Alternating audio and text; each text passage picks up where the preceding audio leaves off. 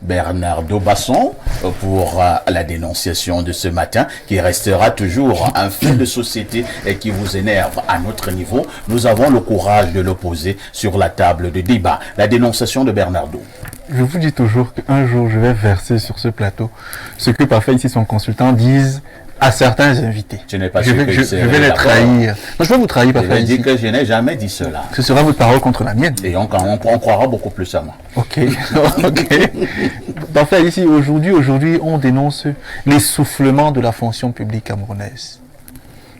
Alors, cela part du constat selon lequel des rapports qui nous ont été adressés pour certains concours administratifs, le nombre de places demandées croisé au nombre de candidats inscrits est assez problématique. Ça veut dire quoi? Ça veut dire que dernièrement, pour le concours des douanes, par exemple, on voulait 60 places. Du moins, il y avait 60 places disponibles, mais on avait 20 000 candidats. Pour le Trésor, 40 places étaient sollicitées, mais on avait 10 000 candidats. Donc, on avait 100 places sollicitées pour la fonction publique pour 30 000 candidats. 100 places. 100 places. 100 places. Pour 30 000 candidats inscrits. Et donc, on peut étendre cela à l'ENAM, à l'ENIA, au BIR, à la police, tout ce que vous imaginez. Vous voyez qu'on est de l'ordre de peut-être 300 à 450 000 candidats pour même pas 1500 places. Ce qui est extrêmement problématique. Donc, on se demande dans ce contexte-là, si jamais notre gouvernement ne montre pas des signes d'essoufflement. Est-ce que notre gouvernement ne montre pas de façon claire qu'il ne peut plus recruter de fonctionnaires et donc qu'il devrait trouver une alternative, notamment financer le secteur privé? L'inciter à être davantage fort pour résorber, pour absorber la masse de chômeurs qui est grandissante au Cameroun. Donc face à cela, les démineurs ce matin, qu'est-ce qu'on fait? Merci Bernardo pour votre dénonciation matinale. Madame Bissobiela, bonjour. Bonjour Parfait. Bonjour à tout le panel et puis je vais d'abord dire à Parfait un gros happy birthday. Et on dit un jour de plus, c'est un jour vers la tombe. C'est ce que je n'aime pas entendre. On remercie aussi en même temps l'Éternel de nous avoir accordé ce jour de plus. Merci beaucoup. Je souligne que Mme Bissobiela est une femme politique. Elle milite pour les idéaux de l'UNDP. Oui, l'Union nationale pour la démocratie et le progrès. Madame Bissot, hier vous n'étiez pas là. Pour l'anniversaire du Nkuta, nous sommes allés manger du sanga, du pangolin. Je vous dis, vous n'étiez pas là. La bonne vipère. Il y avait une vipère, c'est que j'ai raté en tant que maître. Et on avait. Chez nous, on dit P pour dire la vipère. Donc, c'était bien. Bon, monsieur, mais comme il ne mange pas beaucoup, il ne s'est pas gavé. Moi, j'ai... On dit les Bassas sont près des Sawa, donc ils aiment... Oui, mais nous les bêtis, on s'en piffe. Sans modération. On voit par exemple Parfait. Ah bon? Incroyable. La bizarre, ce petit pic. La bonne humeur, il faut l'avoir. Merci Madame Bissobiela d'être là ce matin. On revient donc à notre dénonciation. Les concours à l'Indouk lancés par la fonction publique camerounaise, de plus en plus, vous avez des candidats, pas des candidats, des places qui sont offertes ou bien mises en jeu, qui sont extrêmement petites. Mais le nombre de candidats est comme un océan. Bernardo a pris une illustration tout à l'heure. Dernier concours au niveau des douanes, niveau BEPC, 60 places. Ils étaient environ 20 000 candidats. Trésor, niveau BPC, 40 places, ils étaient environ 10 000. Ça fait donc 100 places pour environ 30 000 candidats. Un ratio à donner au tournis. Alors, comment on arrive là? On s'y prend de plus d'un avec mon analyse, mais c'est tout simple en réalité. Parce que ce genre de ratio, c'est la consécration en réalité de l'arbitraire, de la corruption. Parce que aussi intelligent que vous puissiez être, challenger quand même dans un tel contexte. Là, c'est fait, il y aura 29 900 personnes qui sont éliminées. En tenant en compte des process qui sont mis en place, notamment pour concourir. Alors, pourquoi on en est là? En réalité, ce genre de situation est un aveu d'échec. Parce que toute politique, en réalité, devrait avoir pour catalyseur et devrait avoir pour enjeu et pour fin le bien-être économique, la dynamisation du système économique. C'est parce que justement, au niveau économique, on s'est raté au niveau politique, qu'on a donc cette espèce de, voilà, de goulot, de cloisonnement, hein, de blocus là, qui fait qu'on a un système économique qui n'arrive pas facilement à absorber le trop plein de demandeurs, de requérants d'emploi. Tout le monde regarde finalement la fonction publique qui ailleurs dans d'autres systèmes économiques est plutôt regardée avec condescendance, en tout cas condescendance entre guillemets, mais elle n'attire pas foule en réalité. On veut plutôt aller dans le secteur des activités économiques, les entreprises, etc. Parce que là-bas c'est bien rémunéré, c'est dynamique, etc. L'État est plutôt regardé de façon un tout petit peu péjorative. Mais ici, chez nous, c'est le contraire. C'est-à-dire que l'État devient maintenant l'Eldorado, où tout le monde veut aller, au détriment d'une insertion dans le système économique, proprement dit, le secteur privé et tout. Donc, c'est à ce niveau qu'il faut véritablement réajuster les choses. On s'est raté économiquement et il faut véritablement que nos politiques aient désormais pour véritable enjeu l'amélioration des conditions économiques des Camerounais, la restructuration économique. Il y a notamment la stratégie de développement SND Horizon 30, mais qui, nous le savons, sera un échec. Parce que, véritablement, toutes les politiques qui ont été mises en œuvre avant n'ont même pas déjà été véritablement un succès. On calque des choses comme ça, je sais pas, comme créées par coup de baguette magique, et on pense que on va les appliquer comme ça et ça va marcher. Repensons l'économie. Si on repense l'économie, on va résoudre ce problème au niveau des concours où il y a ce trop plein de personnes et que le gouvernement finalement ne peut pas prendre. Pierre Blériot-Niamek, je pense que cette dénonciation est forte. Elle mérite d'ailleurs, même un arrêt majeur. Hein. On verra. Mais nous en parlons d'abord ce matin. Nous avons donné quelques chiffres tout à l'heure. C'est peut-être la preuve de ce que l'État est essoufflé. Entre-temps, je me dis qu'il faut donc chercher une solution. S'il y a un problème, il faut chercher une solution. La solution face à cette dénonciation ne viendrait-elle pas du secteur privé que l'État essaye donc de soutenir le secteur privé? Parfois, ici, je vous ai demandé un stylo et une feuille. Parce que j'aime à le dire, moi j'ai fait beaucoup de calculs. Je suis professeur de logique. L'État a trouvé sa solution. Nous allons revenir sur le secteur privé. Quand vous êtes 30 000 candidats, oui, vous versez à l'État à peu près 30 000 francs par candidat. Ça vous fait 900 millions que vous versez à l'État. Près d'un milliard. C'est 900 milliards. Et quand l'État prend ces 900 millions, il les met au niveau d'une banque de 10%. L'État a 112 millions par an de bénéfices. L'État paie à peu près 9 600 000 de salaire aux fonctionnaires de cette catégorie. Ils ont entre 80 et 100 000 francs de salaire. Ça veut dire en fait, vous donnez votre argent pour vous faire payer vous-même. En fait, les autres, ceux qui sont éliminés cotisent pour qu'on paye ceux qui ont réussi. Les 100 qui sont reçus ont à peu près 9 600 000 de salaire par mois. Donc, ils ont dans les 116 millions par an.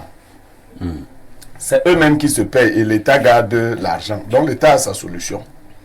Mais en fait, c'est... Est-ce que ce n'est pas une grosse escroquerie? C'est de l'escroquerie. Est-ce que c'est même pas de l'arnaque? Je laisse d'abord l'État, je reviens à votre niveau. Parfois, ici prétend qu'il veut recruter les journalistes à Info TV. Il connaît le nombre de places disponibles. Il laisse 10 000 personnes venir concourir. Et il demande que chaque personne donne 5 000. On va donc donner 50 millions à Parfait ici. Et il va recruter 5 journalistes. C'est très ingénieux. Pourquoi vous ne voyez? Quand c'est l'État qui vole, les gens ne voient pas. Normalement, vous devez rembourser l'argent des gens. Vous devez limiter le nombre de places pour ceux qui concourent. Vous ne pouvez pas donner un nombre de places infini. Et vous savez que la part du travail, la recherche du travail est tellement forte chez nous que tout le monde viendra. Donc c'est de l'arnaque. L'État doit rembourser l'argent de ces gens-là. C'est-à-dire on doit dire, quand on a 40 places, lorsqu'on a 200 inscrits, on dit c'est bon. Vous les 200 vont concourir. Ouais, puisque c'est parmi les 200 qu'on va tirer 40. Pourquoi aller chercher 10 000 personnes, 20 000 personnes? C'est de l'arnaque. C'est de l'arnaque. Et le même principe, avant que je n'arrive... Et là, ce n'était que pour... maintenant, comment avoir les 200 personnes concours, pas tous les concours des douanes. C'est un concours des douanes, un concours du trésor. Maintenant, si on peut, on l'élargit. On va à l'ENAM, on va à l'EMIA, on va à Polytech, on va à la faculté de médecine, on va à l'ESTIC, on va à l'IGS, on va à la GP, on va au BIR, on va au simple recrutement, on va à la police. Mais ça fait des centaines de milliards que l'État récolte régulièrement. Quand vous êtes un jeune au Cameroun, vous allez à l'école pour chercher du travail. Une fois que vous avez fini de faire l'école, votre travail consiste à chercher du travail. Vous voyez, c'est ça votre nouveau travail. Quand tu demandes à un jeune, tu fais quoi? Tu cherches du travail. Donc, son travail, c'est chercher le travail. Et l'État fait ça expressément. Alors, dans toutes les économies modernes, c'est le secteur privé qui porte le développement. Dans tous les... On l'accompagne. On lui accorde des facilités parce que lui, c'est créer de la richesse. L'État est là pour redistribuer. L'État est un paresseux, il faut comprendre ça. L'État, c'est qui? C'est un type que nous avons créé, nous. Il est assis, il vous prend l'argent, il prend les impôts. L'État ne crée pas la richesse. Il faut que les gens le sachent. Il ramasse la richesse qui existe, il vend ici, il dit que je suis propriétaire de telle terre. Voilà l'État. Mais l'État suscite des individus qui peuvent créer de la richesse. Et l'État doit créer des conditions pour que ces individus l'aident. L'État a reconnu cela au niveau, par exemple, de l'enseignement, non? Vous pensez que si les privés ferment, l'État du Cameroun peut... Ce n'est pas possible. Au niveau de la santé, si les privés ferment... C'est pas possible. C'est donc au niveau de la presse. Ce n'est pas possible. Si nous fermons les accès à TVCL, il y aura quoi? Non, c'est la catastrophe. Donc, il faut... Et c'est le Sauf que dans ce cas, quand même, la CRTV et tous les médias capitaux publics arrivent à siphonner tout seul la redevance audiovisuelle. Non, mais c'est même une injustice aberrante. C'est même une injustice aberrante. C'est-à-dire que le soutien que l'État devrait apporter à ces services, à ces organes qui lui apportent un appui indéniable, n'est plus à démontrer. Donc, l'État devrait, au lieu de voler comme ça 900 millions facilement, vous prenez les 900 millions-ci, vous soutenez de vrais chefs d'entreprise, de vrais projets qui créent effectivement de l'emploi en provoquant de la richesse. C'est comme ça. Mais vous prenez l'argent des gens. Non. Moi, je crois que les Camerounais doivent porter souvent plainte au tribunal administratif. Oui, pour demander, non, mais pour dénoncer. Parce que, comment on va intituler la plainte là? Escroquerie. Et arnaque à ciel ouvert. Parce que, je parle pas ici, je vous dis clairement, si vous lancez un concours ici, les Camerounais sont tellement à la recherche du travail, vous dites aux gens, je veux 5 places. Vous ne fermez pas. Vous aurez 40 000 jeunes Camerounais qui viendront déposer les dossiers ici. Alors que vous savez que vous êtes en train de les arnaquer. Si vous pratiquez cela, on doit vous porter plainte. Si c'est l'État qui siphonne, parce que je vous ai dit que ces jeunes n'ont rien d'autre. Mais tant que tu as un enfant à la maison qui dit que son travail c'est chercher du travail, tous les jours tu vas payer les concours. Tous les jours, il y a des gens qui ont tellement investi dans les concours. Qu'est-ce qu'on venait à leur rembourser leur argent des concours? Ils pourraient lancer un business. Ça deviendrait un capital. Ça deviendrait un capital. Ne parlons pas de la valeur ajoutée parce que c'est de l'argent que vous déposez dans les banques. Après Orange Money, s'en mêle déjà. On ne sait pas quelle tractation les ministères ont souvent avec Orange Money. Parce que voilà un type qui est venu chez nous pour dire qu'il fait la télécommunication. Puis finalement, maintenant il fait la banque. Il fait dans la banque. Il fait dans la banque. Porte-monnaie électronique, on doit payer pour l'argent qu'on dépose. Maintenant, tu déposes ton argent par terre ici parce que je sors par là. Chaque fois que tu veux faire un retrait à Orange ou à MTN, on te coupe de l'argent. Chaque fois que tu as de l'argent, on te coupe de l'argent. Mais vous savez là où les deux nous arnaquent? Non. Quand vous déposez de l'argent à la banque, vous participez aux intérêts de la banque. C'est-à-dire que les transactions d'Orange Money en banque, les bénéfices, une partie, à peu près 20% des bénéfices devraient être reversés aux clients. C'est le principe de la banque. En fait, c'est pour ça, quand vous déposez votre argent à la banque vous coupe certes des choses, mais à la fin, la banque vous donne aussi des intérêts dans les activités qu'elle a faites. En fonction du compte que vous avez ouvert. En fonction du type de compte que vous avez ouvert. Nous, on a mis notre argent. Si tu mets 100 000, tu veux sortir 20 000, on te coupe 350. Tu veux sortir 10 000, on te coupe. Mais à la fin, toi, tu ne sais pas. Il y a un seul qui bénéficie de tous les intérêts que nous générons. Donc, voilà. Bon. Et madame la ministre des télécommunications qui veut aller sur la Lune. Ah, il faut qu'on parle de ça. Merci beaucoup. Elle n'arrive pas à maîtriser Orange et MTN. Elle nous a grondé là. Quand vous avez lancé. Elle veut aller sur la Lune. C'est comme ça que les gens avaient trompé le président Mobutu. Ils ont dit qu'ils vont faire un truc spatial. Arrête, laisse. Arrange d'abord MTN et Orange. Moi, je tenais, Madame le ministre, vous nous écoutez ce matin avec tout le respect que je vous dois. 95%, voire plus, des télécommunications sur la Terre sont gérées par un réseau de câbles sous-marins. L'espace n'existe pas. Ce qu'on appelle dans l'anglicisme consacré outer space. Ça n'existe pas. Au-dessus de la Terre, il y a ce qu'on appelle un dôme firmament. Ça a été démontré par une opération menée par les États-Unis et ses services scientifiques et d'intelligence dans les années 50. Opération Fishball. Il y a un dôme firmament au-dessus de la Terre. Rien ne va au-delà d'une certaine altitude. Rien ne peut sortir de la Terre. Ce qu'on appelle outer space, c'est un fantasme. Ça n'existe pas. Donc, lorsque vous parlez pour une terre où on a 95% des communications gérées par un réseau de câbles sous-marins et dans un réseau d'antennes relais, vous nous parlez d'investir 2 milliards dans un tel marasme. Est-ce que c'est beaucoup? Toi aussi, 2 milliards, c'est beaucoup. C'est beaucoup, c'est pas beaucoup. Elle est même modeste. Bernardo Basson, nous parlons donc là de cette affaire de concours administratifs, le gap qui existe entre les candidats et les places mises à leur disposition. Et nous pensons que le secteur privé, booster le secteur privé peut être une solution idoine, comme ça se passe d'ailleurs dans bon nombre de pays, qu'ils soient africains ou bien occidentaux. Je prends l'exemple d'Info TV. Le port ne se disant jamais gras, c'est vrai. Avec tout ce que Info TV abat comme travail, on a pratiquement plus de 100 employés. Si l'État décide, par exemple, de soutenir Info TV, est-ce qu'Info TV ne ferait pas mieux en termes de recrutement, en termes de rendement de service, en termes de ceci? J'ai pris l'exemple d'Info TV. On peut multiplier les exemples au niveau du secteur privé. Je ne vais pas parler d'Info TV parce que parler de soi peut apparaître pédant.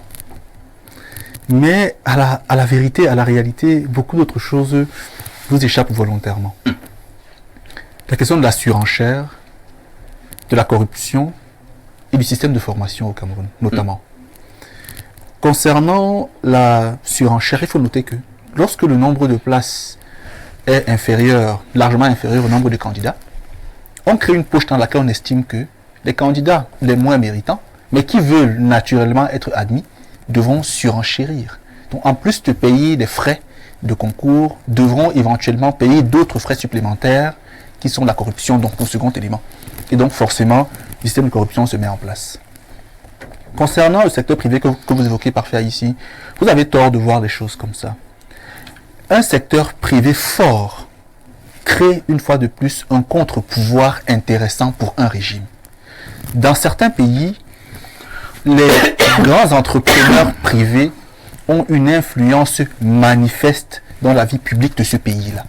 Des fois, ces grands entrepreneurs... nous avons peur au Cameroun. Oui, font et défont les ministres et même parfois le très haut pouvoir même que vous avez au Cameroun. Vous faites même quoi avec le pouvoir là? Moi, honnêtement, ça ne me concerne pas. Je suis dans ma démonstration. Donc, dans un pays comme le Cameroun, notre régime recherche tout simplement son maintien à son poste. Et donc, même ceux qui sont entrepreneurs d'un certain niveau doivent être fabriqués par le régime pour être éventuellement phagocytés à terme si jamais ils voudraient lever la tête.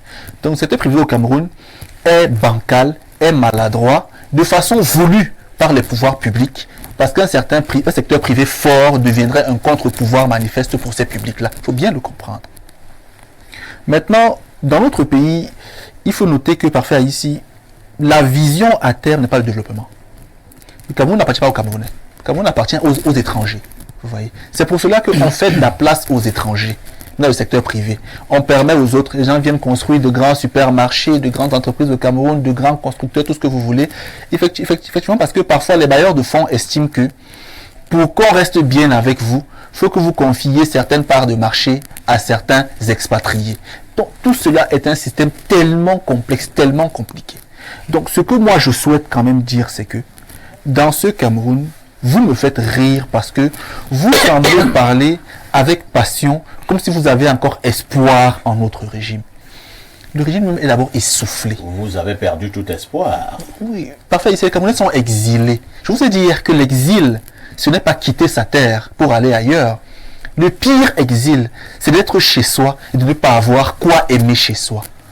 On nous fait tout détester au Cameroun. L'accès à l'emploi, c'est compliqué. L'accès au logement, c'est compliqué. Aux soins de santé, c'est compliqué. Et même parfait ici, la formation au Cameroun est la première conséquence de tout cela. Je vous pose une autre préoccupation. Oui, vous gardez le microphone. Vous avez justement parlé de formation. Oui. Voilà pourquoi j'ai dit je vous pose une autre préoccupation. Est-ce qu'il n'est pas temps que nous commencions à nous dire que lorsqu'un enfant est entré à l'université de Yaoundé 2 soit pour étudier le droit, au sortir de là, que ce ne soit pas une fixation pour l'accès à l'ENAM, mais que ce garçon voit dans quelle mesure il peut ouvrir un cabinet d'avocat pour qu'il puisse s'auto-employer et employer d'autres frères. Si un enfant est entré à la faculté de médecine, que le gouvernement puisse mettre des mécanismes sur pied, qu'au sortir de la faculté de médecine, qu'il puisse ouvrir sa clinique où il s'auto-emploie et employer d'autres Camerounais. Je suis à la recherche des solutions, Bernardo Basson. Enfin, ici, je ne vais pas répondre de manière profonde parce que ça peut me créer d'autres problèmes. Ah bon? Oui, on se comprend très bien. Mais, par exemple, quand on entre à Yaoundé 2 soirs, ce qui se passe, c'est que n'en voulez pas aux humains d'espérer le meilleur. Au Cameroun, les magistrats n'ont pas un si grand salaire que cela.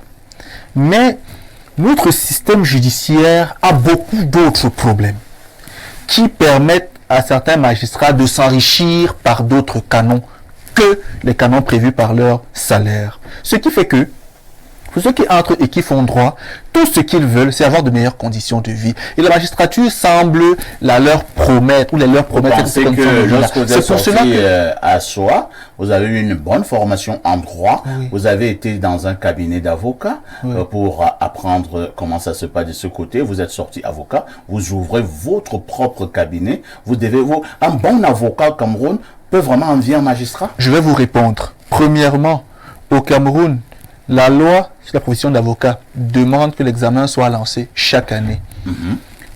Le dernier examen au Cameroun a été lancé il y a 9 ans. Voilà pourquoi je vous dis, Bernard, est-ce que le gouvernement ne doit pas mettre des mécanismes pour faciliter? Non, parce que l'avocature relève d'un ordre privé. C'est vrai, le gouvernement a bien sûr un droit de regard, un contrôle, mais c'est un ordre qui est privé. Et dans cet ordre-là, parfois, certains grands avocats bloquent même l'examen du barreau. Parce qu'ils voudraient que leurs enfants, qui sont déjà avocats, que l'entrée, on ne bloquera rien. Le gouvernement a déjà permis au barreau de fonctionner sous forme d'ordre privé. C'est déjà le contrôleur et le régulateur. Parfois ici. Bernardo est très cultivé. Vous savez, l'État du Cameroun laisse des gens faire beaucoup de bêtises. Vous savez comment le problème a été résolu au Rwanda? Non. On a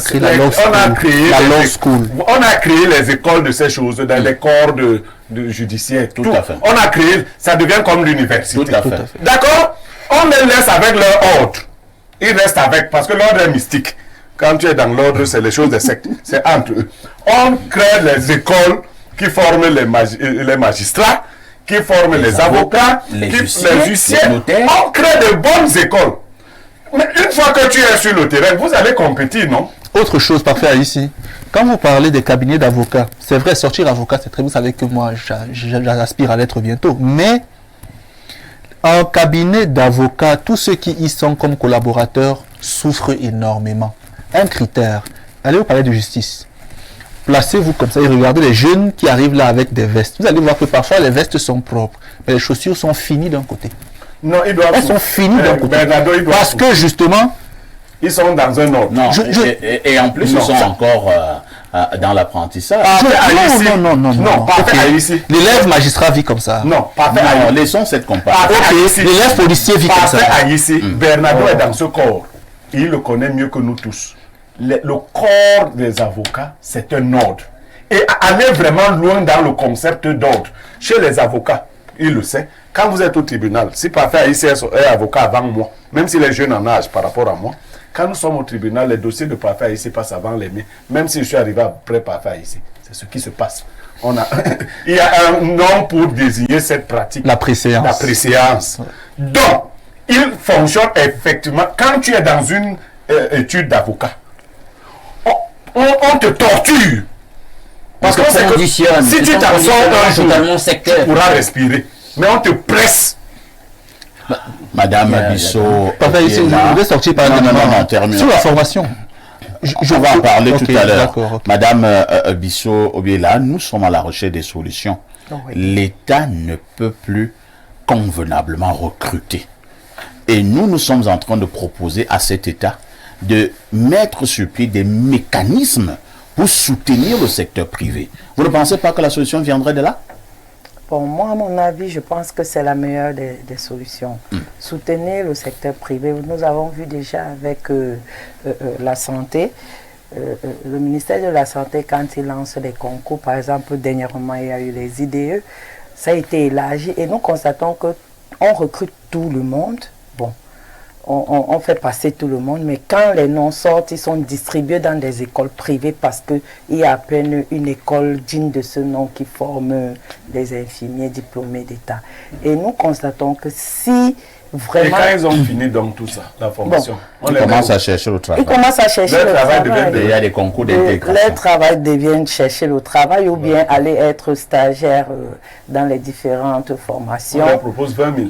20 000, 10 000, 10 000, 10 000 de taxi. Un hôpital catholique a proposé à une fille sortie de l'université catholique. Monsieur Niemek, 20 000 des études hyper chères. 20 000 de salaire ici, c'est pas la blague. 20 000. Voilà pourquoi nous sommes en train de dire, Madame Bissoué là, pourquoi ne puisse donc plus proposer 20 000 dans un dispensaire catholique, que l'État voit dans quelle mesure soutenir ces efforts des particuliers.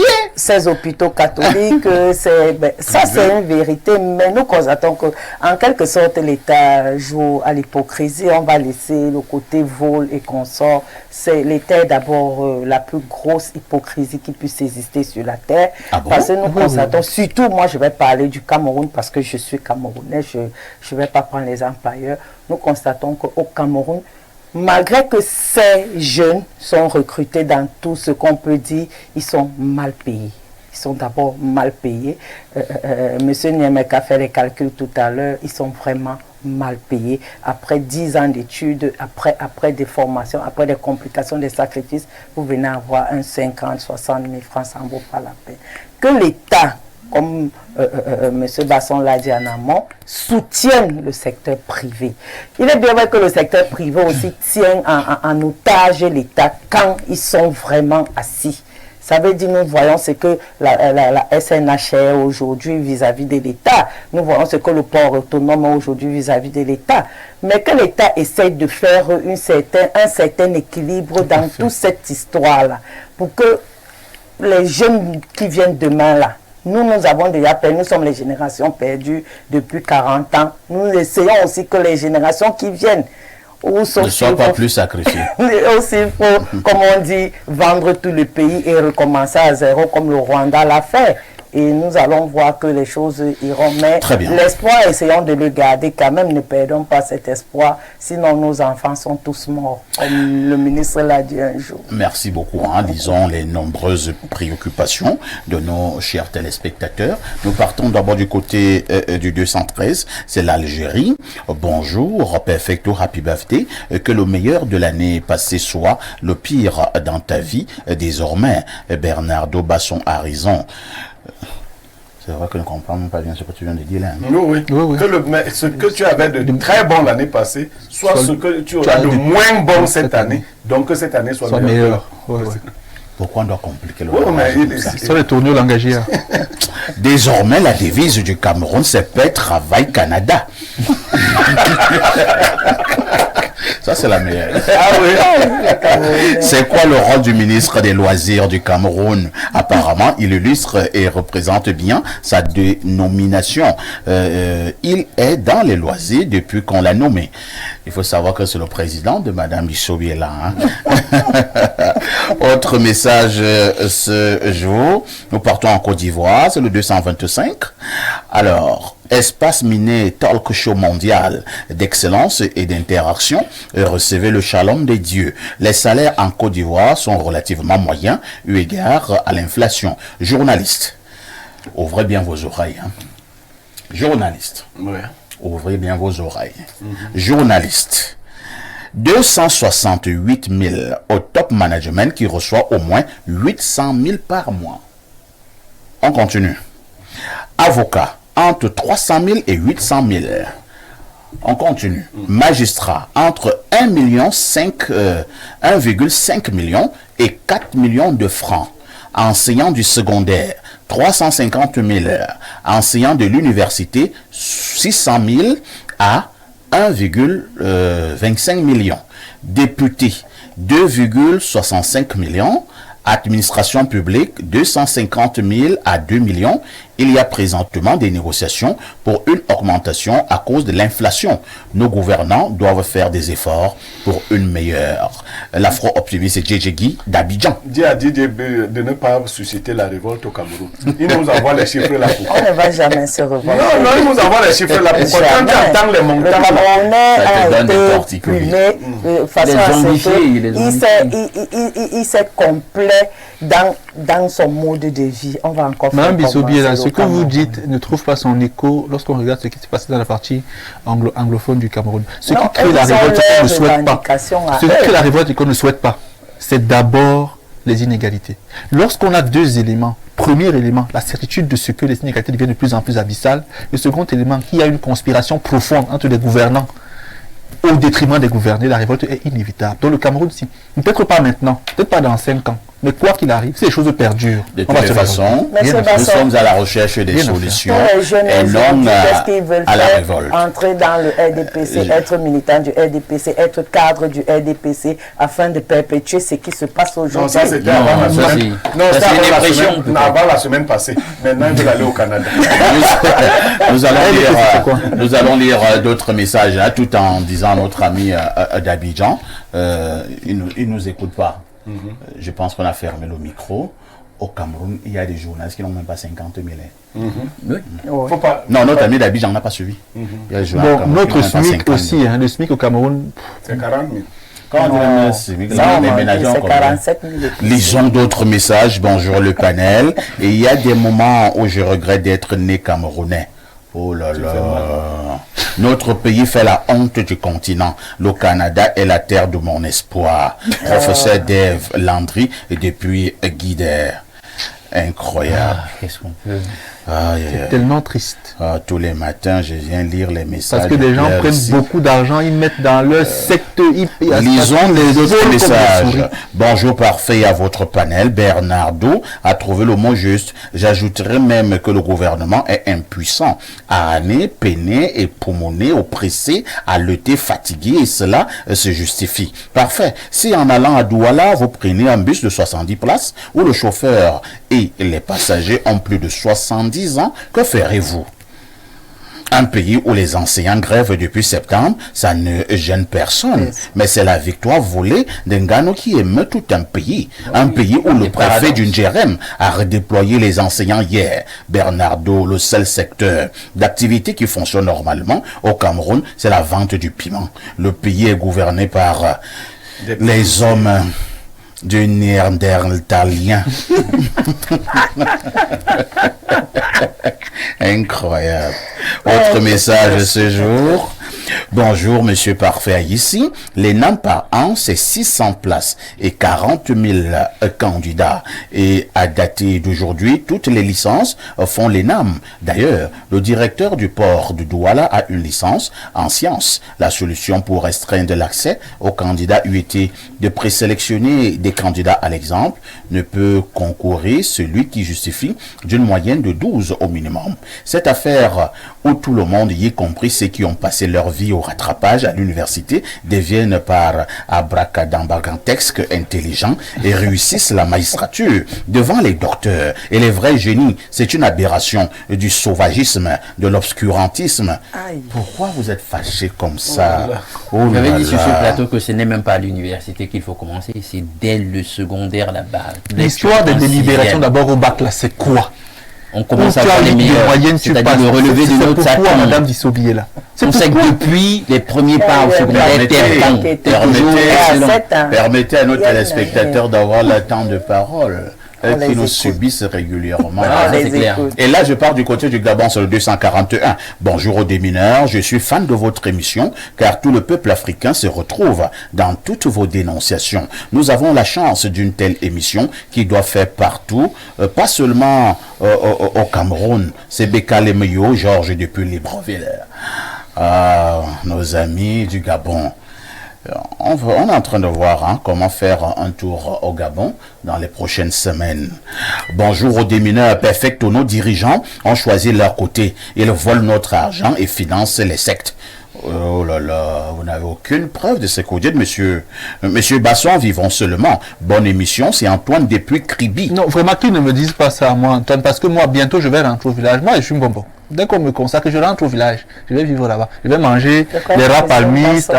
Parce que Basson irait au Canada. Ce gouvernement... Non, s'il n'y avait pas le Mbok, c'est que je suis parti depuis. Parce que le Cameroun est petit pour la méchanceté de nos gouvernants. Monsieur Bernardo, calmez-vous. Non, ne me calmez pas.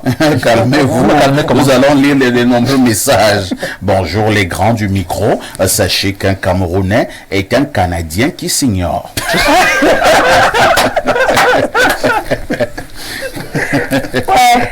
Incroyable.